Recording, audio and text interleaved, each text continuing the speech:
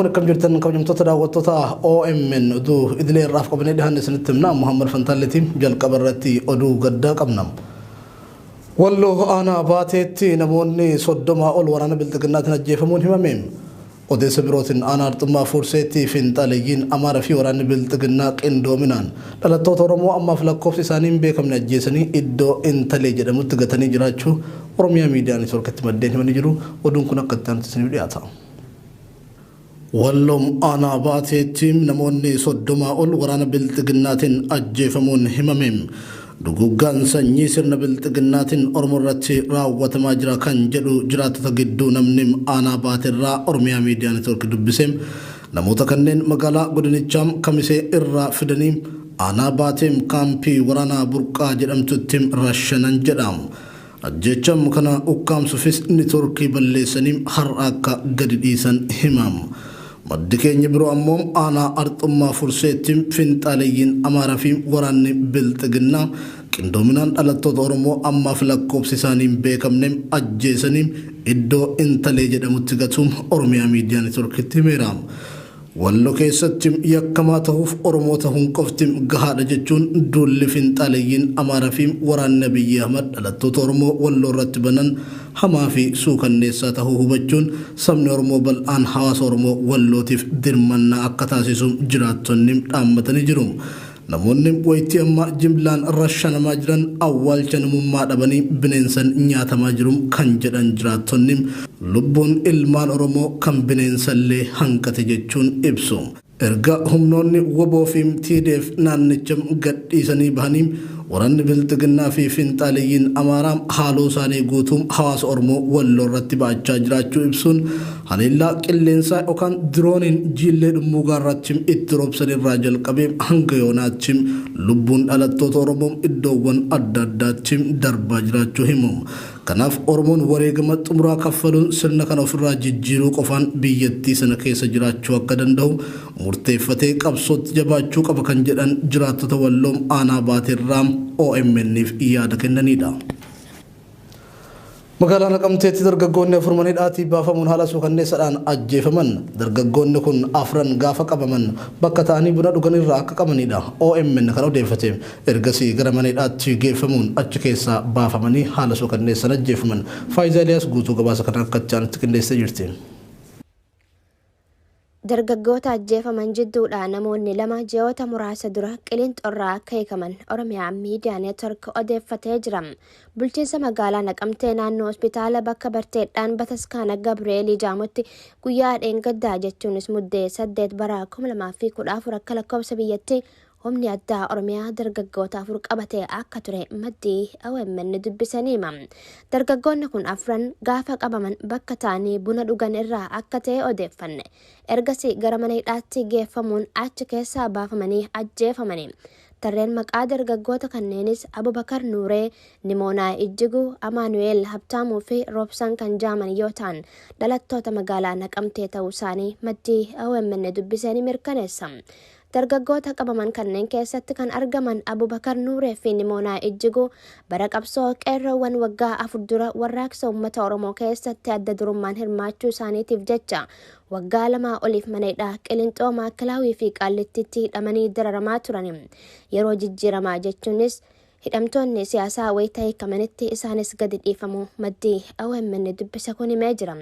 Ergasii as bara 2019 keessa magaalaa Naqamteerraa qabamuun marsaa lammadaatiif Qilinxootti hidhamanii waggaa 2 booda onkololeessa bara 2021 keessa jechuunis ji'a 2 dura manni murtii bilisa isaan baafnaan hiikamanii gara magaalaa dhaloota isaanii Naqamteetti akka deebi'an OMN odeeffatee jira.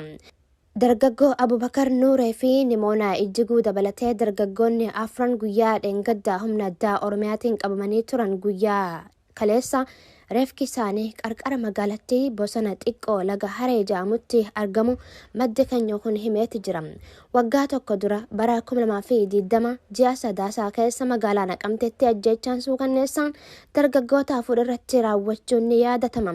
Ajjechaa suukanneessaa to'annoo seeraa jala nama jiru mana hidhaatii baasanii irratti raawwachuu kun immoo Oromiyaa bakkeewwan adda addaatti hammaatee jiraachuu OMN gabaasaa turuun ni yaadatama. Ajjechaan jumlaa guutummaa Oromiyaa keessatti biltiginnaadhaan raawwatamaa jiru diinummaa murni kun Oromoof qabu ifatti kan mul'isudha jedhan qeerroowwan Oromiyaa kutaalee garaagaraarraa OMN'f yaada laatan uummanni Oromoo duguggaa sanyii irratti raawwatamaa jiru callisaan ilaaluu kan qabne gochaa kanatti xumura gochuuf kallattii maraanuu ofirraa qolachuu qaba jedhu qeerroowwan Oromiyaa Adaamaa Awwadaay fi Baalirraa OMN'f yaada kennan Naayimaa Umar qeerroo dubbisuun gabaasa bal'aa qopheessitee jirti. Ajjechaan jumlaa guutummaa Oromiyaa keessatti humnoota tikaa bilxiginnaatiin raawwatamaa jiru diinummaa murni kun Oromoof qabu ifatti kan mul'isudha jaani qeerroon Oromiyaa kutaalee garaagaraa irraa OMN'f yaada laatani sadaasa bara 2020 keessa magaalaa Naqamteetti dargaggoota 4 gochi eegalame kutaalee Oromiyaa mara walga'uun waggaa isaatti Naqamteetti dabalame jaani.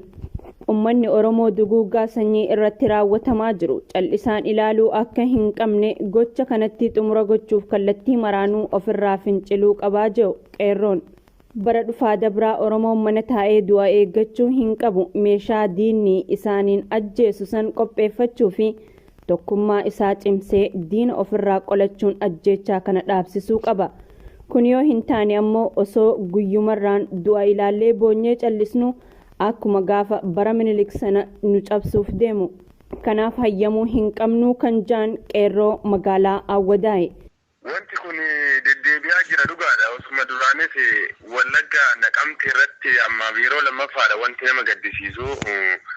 Kun Wallagga Naqamtee fi giddugala irratti kibba irratti ta'aa turetu amma Oromiyaa guututti wal ga'uudhaaf deemaa jira. Oromiyaa guutullee wal ga'uu jira jechuudha. Cinaalsinis bifuma kanaan qeerroo uummata nagaa hawaasa nagaa rashananii jiranii jechuudha.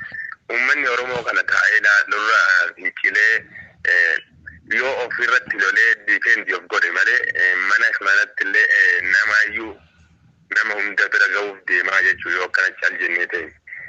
Kuni waan diina Oromoo ta'e guutumaan guututti diina Oromoo mootummaan kun ta'ee silaa jira. Nama diinummaan isaa Oromoodhaan mirkaneesse silaa duraanuu beekamaadha. Namni galii yoo jiraate kanarratti galuu fi dandeessi jechuudha. Itti dabaluun qeerroon magaalaa Awwadaay xiyyeeffannoon hayyoota keenya mana hidhaa jiraniif kennamuu akka qabu dhaamanii murni abbaa irree kun hayyoota keenya nuuf hiika jennee harka marannee taa'uu hin qabnu. Karaan hayyoota keenya kanuma dargaggoota kanneenii tahuu waan danda'uuf kunis itti yaadamuu qabaa jaani.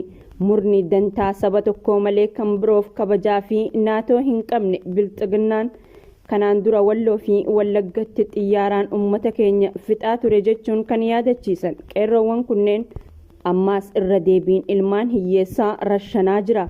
Gocha kana addunyaan akka beektuuf uummanni Oromoo keessaa fi alaan gurmaa'ee irratti hojjechuu akka qabus dhaamanii jiru. Miidhaan isaatii fi faayidaan isaa hin labsamne ammas immoo guyyaan isaa gahe lagannaan bahe jedhamee akkuma jedhametti deebi'ee hin himamne akkasuma caljee namni ofiifatee lagannaas hanga dhiisutti maal lagannaan jechuun waan akkanaa kana nu mudate wanni sun akka nutti hin deebine goonee ammas immoo bifa tarsiimoo qabuun sagalee qeerroo kana dhageessisuu irratti amma hayyoonni keenya tokkummaadhaan gama keessatiinis akkasuma hooggantoonni waboo ta'an amma dirreerra jiranis hoogganni keenya biyya keessa jiru kunis bifa amma deengadda labse kanaan tarsiimoodhaan akkasitti alaata ittiin deemamu irratti tokkummaa Oromooti irratti xiyyeeffatee bifa kan yoo labsamee hojiirra ni oola.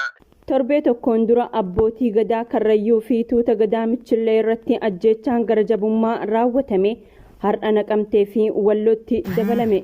Gocha kana cimsinee balaaleffannaa akkasumas karaa danda'ame hundaanuu qooda barbaachisu bahachuun uummata keenya wajjin dhaabbannee falmachuun murna gabroonfataa hiddaan buqqisuuf qophiidha kan jaan ammoo qeerroo Baaleeti. Qeerroon Adaamaa ajjechaan eenyummaa irratti xiyyeeffate guutummaa Oromiyaatti raawwatamaa jiru hidhaa fi dararaan adda addaa maqaa abaa'oo shanee ja'uun uummata irratti raawwatamaa jiru nageenya uummataa guutuu booressaa jira. Kanaaf uummanni Oromoo guutuun kutaa fi amantii biyya keessaa fi ala osoo hin jenne kallattii afraniinuu wal hubannoo uumuun tokkummaa isaa cimsee falmachuu akka qabu dhaamanii jiru. Mataan bilxiginnaa Abiyyi Ahmad daawwannaa dhoksaa Eertiraatti taasisuun dhagahame. mataan sirna bilxiginnaa Abiyyi Ahmad dhoksaadhaan gara Eertiriyaa deemuunsaa maddeen keenya namoota irraa beekuun danda'ameera. Daawwannaan dhoksaa kun guyyoota muraasa dura Abiyyi Ahmad osoo gara Tarkii hin deemin kan taasifame ta'us maddeen keenya dabaluun himanii jiru. Abiyyi Ahmad waraana biyya ollaa saffeeruudhaan uummata isaa irratti nama duguggaa sanyii dhala namaa raawwateedha jedhamee sadarkaa idil addunyaatti qeeqamaa ture. Afrikaa keessaa tarree mootummoota abbootii irree keessaa tokko jedhamuun himatamaa kan jiru Isaayyaas Afwerqii waggoota muraasan asitti ammoo haala mijeessummaa Abiyyi Ahmadiin dhimma keessoo Itoophiyaa keessa seenuudhaan yakkoota waraanaa fi namoomatiin himatamaa jira. Isaayyaas Afwerqii cabiinsa mirga namoomaa fi yakkoota dhiheenya kana Tigraay keessatti raawwate jedhamu kanaanis gamtaa Awurooppaa dabalatee Ameerikaa fi dhaabbileen idil addunyaa qoqqobbii hedduu irratti buusaa jiraachuun kan beekamudha. Daawwannaa dhoksaa Abiyyi Ahmad Asmaraatti taasise kan ilaalchisee sirni bilxiginnaas ta'ee mootummaan Shaabiyaa ifatti waan jedhaniin qabani. Oduu keenya biyya alaatti fi oduu xumuraatiin United States dhaabbilee xayyaaraa nammaleessa oomishan DJI Dajiang Innovations jedhamu dabalatee dhaabbilee Chaayinaa torbarra qoqqobbii investimentii irra keesse. BBC'n Reuters odeeffachuun akka gabaasetti bulchiinsi Baayiden ammallee oomisha chiippii kan ta'e dhaabbata Chaayinaa Corporation idilaa addunyaa oomisha Semiconductor irra qoqqobbii dabalataa kaa'uuf jira. Siraaj sabaaf dabalata qaba. The U.S. has imposed more restrictions on Chinese drone maker DJI and 7 other Chinese companies. United States dhaabbilee xayyaara nammaleessaa oomishan DJI yookaan Dajiang Innovation jedhaman dabalatee dhaabbilee Chaayinaa torbarram qoqqobbii investimentii keesse. Waajjirri ministeera mallaqa Ameerikaa ibsa tibbana baaseen teknoolojii diroonii yookaan xayyaara nammaleessaa DJI musliimoota Yuhagar kan Chaayinaa keessa jiraatan ittiin to'achuuf hojii irra oolfamaa jira jechuun lammiileen biyyattii akka hin binneef hin gurgurre labse. Haa ta'u malee murteen waajjira ministeera mallaqaa United States kun hamma yaadame dhiibbaa uumuu dhabuu danda'a jedhamuun dubbatamaatii jira.